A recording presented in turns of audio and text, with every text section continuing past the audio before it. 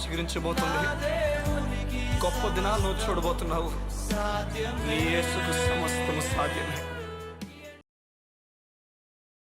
Good morning దేవుని ప్రియ కుమారుడా, good morning దేవుని ప్రియ కుమార్తె. Special good morning to you. ఎంత సంతోషము దేవుని మాట మనం తీసుకున్నప్పుడు, ఎంత సంతోషం. దేవుని మాట ఈ లోకములో దేవుని కోసం బ్రతుకున్నట్లుగా సాయం చేస్తుంది. ఈ లోకంలో దేవుని కోసం బ్రతకాలంటే ఈ లోకంలో ఎవరి మాట సరిపోదు, దేవుని మాటే. అది ఏ వ్యక్తి అయినా, అది సేవకులైనా, అది వెలుపల బంధువులైనా, మిత్రులైనా, ఎవరైనా దేవుని మాటతోనే మనం నడిపించాలి. మనం యూజువల్గా ఒక పని చేస్తాం, మనం దేవుని మాటని విడిచిపెట్టి మిగతా వాటి చేత ఆకర్షింపబడతాం. లేఖనాలు చెప్తున్నాయి, దేవుని మాట శ్రేష్టమైనది. విత్తువాడు విత్తడానికి వచ్చాడట, 4 చోట్ల విత్తాడని. ఆ 4 చోట్లలో ఒకానొక చోట విత్తినప్పుడు అది రాతి నేల మీద పడిందని, ఒక చోట త్రోవ పక్కనని, ఇంకొక చోట రాతి నేల మీదని, ఇంకో చోట ముళ్ళ పొదలో అని, మరొకటి లేఖనాలు చెప్తున్నాయి మంచి నేల మీద పడిందని. సంగమా వింటున్నారా? మంచి నేల మీద పడలేని మిగతావన్నీ కూడా ఏదో ప్రాబ్లం ఉందని చెప్తుంది లేఖనాలు. మీ జీవితంలో ఈరోజు వాక్యము ఎదగకుండా, వాక్యము ద్వారా మీరు నిలబడకుండా ఏది అడ్డుగోడుందో దాన్ని సరి చేసుకోవాలి.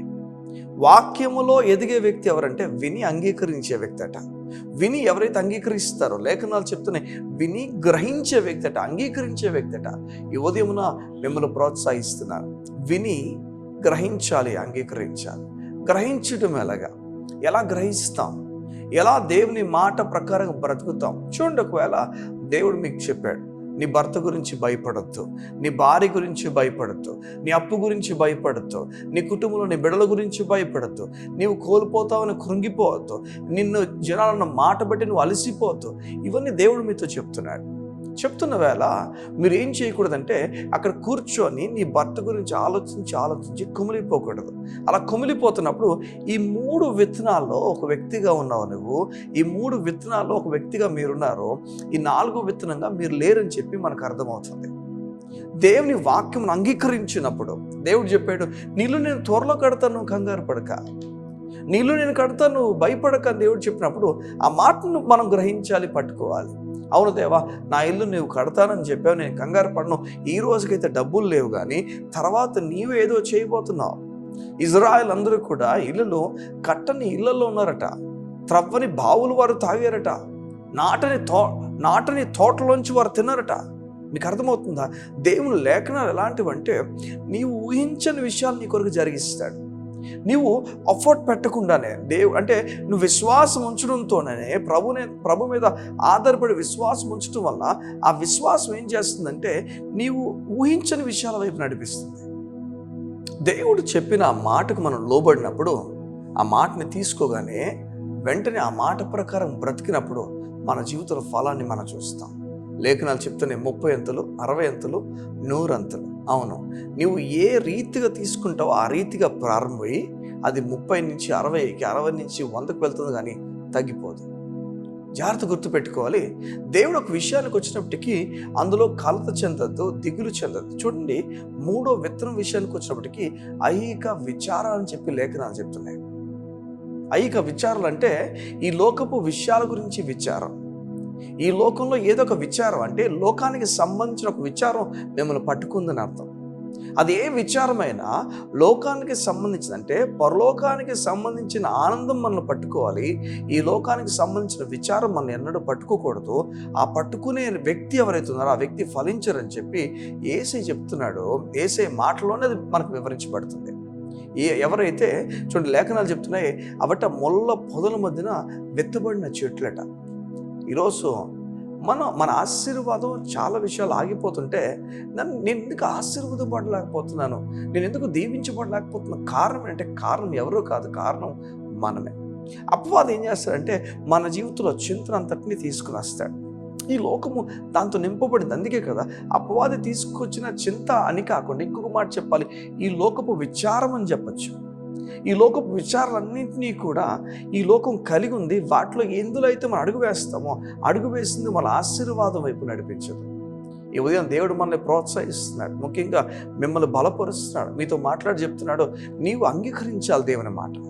నీ బిడ్డల గురించి వారి ఆరోగ్యంలో నిలకడగా లేకపోతున్నారేమో, వారి సరిగా నిలబడలేకపోతున్నారేమో, వారిని చూసినప్పుడు వారు బలహీనలు కదని చెప్పి నువ్వు కృంగిపోతున్నావేమో. లేదు, నీవు విశ్వాసం ఉంచు.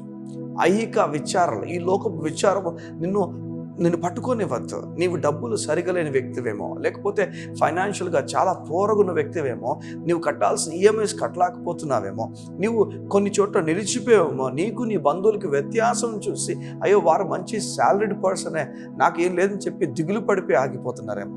లేఖనాలు చెప్తున్నాయి, ఆ విచారము నీకు ఉండకూడదు, ఆ విచారము మీకుండకూడదు. మీరు తీసుకున్న ఇల్లు ఈరోజు అప్పులు పాలైపోయారేమో, అది తితుకు ఇల్లు అమ్మాల్సిన పరిస్థితి వచ్చేసిందేమో. అయ్యో ఐహిక విచారం, ఈ లోకపు విచారము మిమ్మల్ని పట్టుకుందేమో. దేవుడు చెప్తున్నాడు, ఈ విచారము నీకు ఉండకూడదు. నువ్వు చేయాల్సిన పని ప్రభు మీద ఆధారపడి ఆయన చెప్పినట్టుగా, అయ్యా ఈ కొండను చూచి పెక్కలింపబడి సముద్రంలో పడవేయబడుతుంది అని మాట్లాడితే జరుగుతుందని చెప్పావు కదా, ఆ మాట ప్రకారంగా నేను విశ్వాసం ఉంచుతున్నాను. నేను నమ్ముతున్నాను, నువ్వు ఇది చేయబోతున్నావు అని. సంగమా, ఈ 3 విత్తనాలు కలిగిన వ్యక్తి ఎన్నడూ ఫలించడు. కేవలం వెలుపలకు క్రైస్తవుడిగా, మంచి క్రైస్తవుడిగా పిలువబడతాడేమో కానీ అంతరంగంలో ఆ వ్యక్తి ఎప్పుడు కూడా నిరాశ కలిగిన వ్యక్తి. నిజంగా సమాధానం అనుభవించే వ్యక్తి ఎవరంటే, ఎవరైతే ఈ 4 విత్తనం వల్ల ఉన్నారో, ఎవరైతే దేవుని మాటను వెంటనే అంగీకరించారో. ఈ మధ్యకాలంలో ఒక మీటింగ్ అవుతుంది. ఆ మీటింగ్లో ఒక సేవకుడు బలమైన దేవుని వాక్యం చెప్తుండగా, ఆ క్రౌడ్ మధ్యలోంచి ఒక వ్యక్తి వేగంగా ముందుకు పరిగెత్తుకుని వచ్చి ఆ మాటను అలా చేత్తు పట్టుకొని తన హృదయం మీద పెట్టుకొని వీళ్ళు కూర్చుండిపోతుండేవాడట. అక్కడ చుట్టుపక్కల సేవకులందరూ చూస్తూ ఎందుకు ఈ వ్యక్తి అలా చేస్తున్నాడని చెప్పి అందరూ వింతగా చూస్తున్నారు. అయినా ఆయన పట్టించుకోకుండా ముందుకు వెళ్ళి ఆ సేవకులు చెప్పగానే ఆ మాటను పట్టుకొని వెంటనే తన గుండె మీద పెట్టుకొని వచ్చి కూర్చునేవాడు. తదుకు ఒక సేవకుడు వెళ్ళి అడిగాడట, ఏమయ్యా ఏం చేస్తున్నావు నువ్వు? ఎందుకని మధ్యలో పరిగెత్తుకుని వెళ్ళి సేవకులు చెప్తున్న మాట దగ్గర పరిగెత్తుకుని వెళ్ళి ఆ చేతితో పట్టుకొని నీ గుండె మీద పెట్టుకొస్తున్నావు కదా, ఏం చేస్తున్నావు అంటే, వెంటనే ఆ సేవకుడు చెప్పాట, సేవకులు పలికిన మాటను వెంటనే తీసుకొని నా హృదయమునకు హత్తుకుంటున్నాను, అది నమ్ముతున్నాను, దానివల్ల నేను ఫలిస్తా అని చెప్పి నమ్ముతున్నాను. ఈరోజు సంఘం ఈ విధంగా తయారైపోవును గాక, ఈ విధంగా మలచబడును గాక. సేవకులు ఒక మాట చెప్పగానే ఈరోజు ఉదయమున సేవకునిగా, దేవుని సేవకుని ఈ మాట పలుకుతుండగా ఈ మాట నిస్వార్థంగా నువ్వు పట్టుకొని హృదయానికి నువ్వు హత్తుకుందువు గాక. ఏమవుతుంది? తద్వారా ఫలించటం ప్రారంభమవుతుంది. నీకు చెప్పిన ఒక మాట, 30 అంతులు అన్నది దేవుని విషయాల్లో మొదటి స్థానం. అంటే మీకు చెప్తున్నాను, దానికి తక్కువ లేదు. 30 is the first thing that God that Jesus has done. మొదటిది 30, దాని కింద లేదు. దాని కింద అంతా కూడా లేఖనాలు చెప్తున్నాయి, ఇదిగో ఇవి ఈ 3 చోట్ల, ఈ 3 చోట్ల కూడా ఫలించే వ్యక్తి అని లేఖనాలు చెప్పట్లే. 30 నుంచి మంచి నేలను పడే విత్తనం గురించి చెప్తుంది. ఈరోజు మార్చబడాలి, దేవుని వాక్యం గురించి ఆలోచన పెరగాలి. నిజంగానే మనం చాలా పాటలు వింటాం, చాలా పాటలతో నింపబడతాం.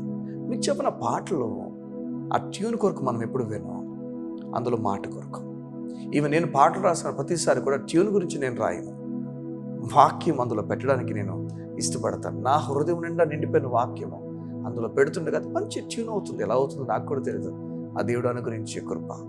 సంగమా, ఈరోజు వినాలి జాగ్రత్తగా ఈ మాట. నిన్ను దేవుడు ప్రేరేపిస్తున్నాడు, బలపరుస్తున్నాడు. నీ హృదయంతరంగంలో నీవు నిస్వార్థంగా ప్రభు కోసం నిలబడాలని కోరుతున్నాడు. అయితే నువ్వు మాటను అంగీకరించాలి. ఉదయం కళ్ళు మూసుకున్నట్టయితే మీ గురించి ప్రార్థన చేస్తాను. మా ప్రియ పరలోకపు తండ్రి, నీకు వందనాలు. నీ మాట గొప్పదే. నీ మాట మా జీవితంలో నెమ్మదిని కలుగు చేయించిందని నీకు స్తోత్రాలు. నువ్వు చెప్పిన మాట ప్రకారంగా 4వ విత్తనం వల్లే మేము అవ్వాలని నువ్వు కోరుతున్నావు. ఈ 4వ విత్తనం తనకు స్వభావం కేవలము నీ అందు విశ్వాసం ఉంచటమే, నీ అందు విశ్వాసముతో పొందుకోవడమే. ఈరోజు ఆర్థికంగా ఎవరైతే ఇబ్బంది పడుతున్నారో యేసు నామమున వారు నీ మాటను అంగీకరించుదురుగాక. నీవు చెప్పిన మాట ప్రకారంగా నీవు వారిని ఫలింపజేయబోతున్నావు. నీకు స్తోత్రాలు. వారు భయపడాల్సిన పనిలే, వారు పిరికి వారు ఉండాల్సిన పనిలే.